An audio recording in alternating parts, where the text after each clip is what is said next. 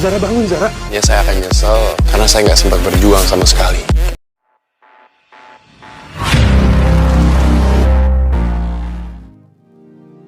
Zara masih terbaring lemah di rumah sakit. Tangannya masih diinfus. Selang oksigen masih terpasang di hidungnya.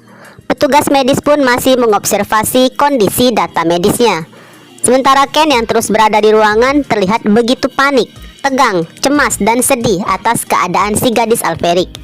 Ya, padahal Zara berasal dari keluarga yang sangat kaya raya dan begitu berpengaruh. Namun di usia semuda ini, Zara malah harus menjalani kehidupan yang cukup menyedihkan.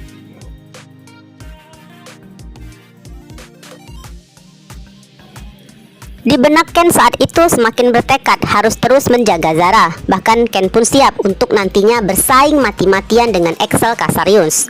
Karena ya, meskipun status Excel dan Rose sudah bertunangan, namun bukti nyata yang terlihat justru Excel nggak bisa melindungi Zara. Bagi Ken nggak masalah apapun kekurangan Zara, baik masalah genetiknya ataupun latar belakang punya papa seorang napi, juga punya mama yang hampir jadi pelakor. Ken nggak peduli semua itu. Bahkan Ken juga nggak haus nama besar keluarga Alperik yang kaya raya itu.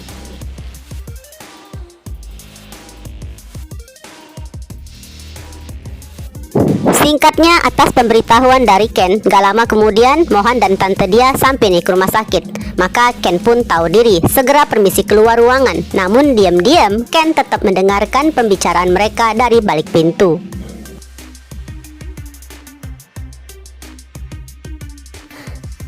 Zara, maafin mama ya nak. Mama tahu sebenarnya uang kamu sudah habis. Mama udah hitung berapa gaji kamu, pengeluaran kamu, dan harga makanan di sekolah kamu. Udah gak apa kita ngomong gini di hadapan Mohan. Mohan adalah keluarga. Kamu gak perlu malu sama Mohan, ucap tante dia sambil terisak. Mohan sampai bengong mendengar ini. Hati Mohan langsung merasa bersalah. Tadi sempat mengira Zara aja yang bandel, pakai gak mau ke kantin sekolah segala. Padahal Zara tahu ada riwayat asam lambung. Sementara di luar ruangan, Ken lebih syok mendengar itu. Kita penonton pun sampai ikut mewek ya dengan kemalangan seorang Zara.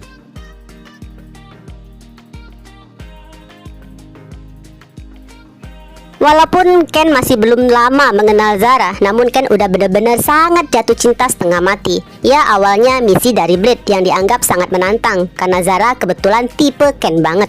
Namun Ken mendapati karakter Zara begitu berbeda dengan cewek-cewek lain. Bahkan Ken mulai mengaguminya.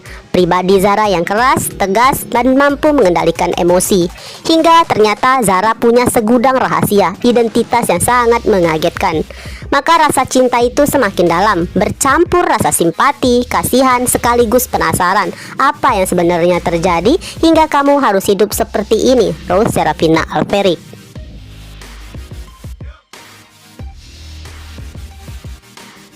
Ken pun langsung berpikir keras bagaimana caranya sebisa mungkin membantu Zara tanpa membuat Zara terbebani atau malah membuat Zara merasa sedang dikasihani.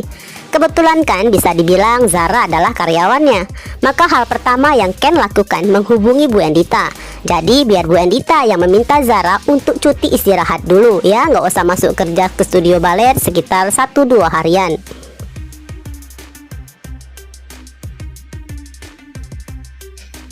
Saya ingin membantu Zara. Lagi pula saya nggak mau nantinya saya akan menyesali kalau nggak berjuang untuk bisa menjaga Zara. Ya, sekaligus menjadikan Zara sebagai pasangan saya selamanya. Kira-kira begitulah guys omongan Ken ke Bu Endita. Kemudian Ken memerintahkan Bu Endita untuk menaikkan gaji Zara yang tadinya hanya sebesar 3 juta sebulan. Untuk berapa nilai kenaikan pastinya ya Ken nggak mau lebay karena pasti Zara akan menolaknya.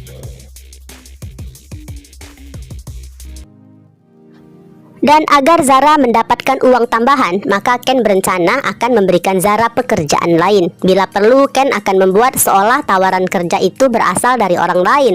Ya, supaya Zara bekerja lebih layak. Jam kerja yang fleksibel dengan jadwal sekolah.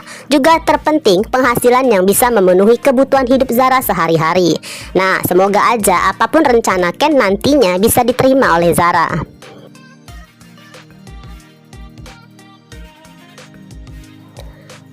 Kembali ke ruangan rumah sakit tempat Zara dirawat. Infusan di tangannya sudah dicabut. Namun Zara masih harus menunggu sekitar 1 jaman lagi lah baru diperbolehkan pulang. Bersamaan chat masuk ke HP-nya dari Akila yang mengingatkan Elite Squad harus kumpul di rumah Fata sekitar jam 6 sore. Pastinya di sini Mohan berharap dong Zara istirahat dulu aja, nggak perlu datang. Namun Zara bersikeras harus tetap pergi karena Zara nggak mau merusak kebahagiaan Akila jika Akila tahu keadaan Zara yang sedang sakit.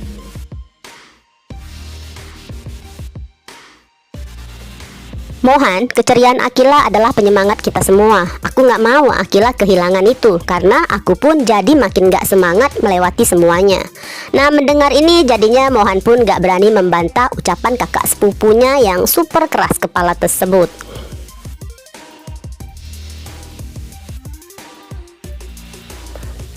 Sembari menunggu waktu 1 jam usai, baik Mohan dan Zara sibuk dengan HP masing-masing.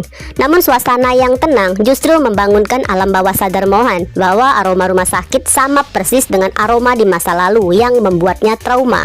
Perlahan Mohan mulai gemeteran, wajahnya tegang, pucat dan mulai seperti ketakutan. Bahkan Zara langsung menyadari masalah mental Mohan mulai kumat. Sementara Mohan terus berjuang melawan segala rasa itu, maka Mohan permisi masuk ke kamar mandi.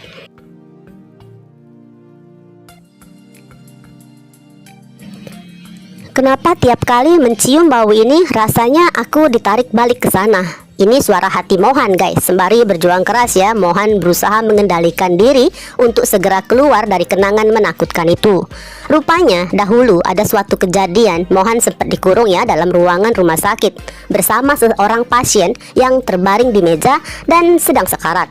Pasien tersebut tersambung alat medis detak jantung yang pada akhirnya terlihat tanda jantungnya berhenti, alias orang itu meninggal dunia di hadapan Mohan. Bayangin, usia Mohan saat itu masih 15 tahun dengan berbagai peristiwa yang terus membahayakannya secara beruntun, hingga Mohan dikurung seruangan dengan pasien sekarat sampai jadi mayat tanpa ada seorang pun yang segera datang. Jelas situasinya penuh dengan beban ketakutan. Ya gimana orang normal nggak gila jadinya. Bagusnya mental Mohan masih cukup kuat. Cuma imbasnya rasa trauma itulah yang membuat Mohan menderita PTSD sampai sekarang.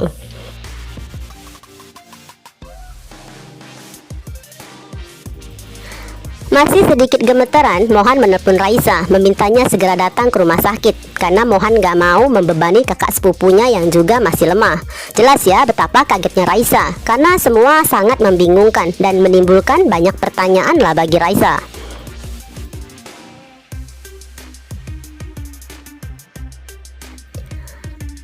Singkatnya ya, setelah nyampe Raisa bergegas menggenggam jemari Mohan hingga Mohan benar-benar perlahan tenang. Dan semua rasa penasaran Raisa pun terjawabkan kenapa mereka semua bisa berada di rumah sakit. Termasuk kenapa ada Ken, sosok cowok yang dianggap stalker tersebut juga di sana.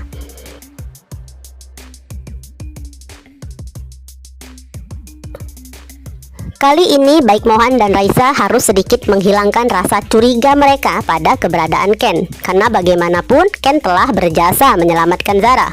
Bahkan saat itu Ken sudah membayar semua tagihan di rumah sakit. Hingga Ken pun bersikeras nih mau mengantarkan Zara dan tante dia pulang ke ruko naik mobilnya. Maka Mohan pun bersikeras mau mengiringin mereka pakai motornya.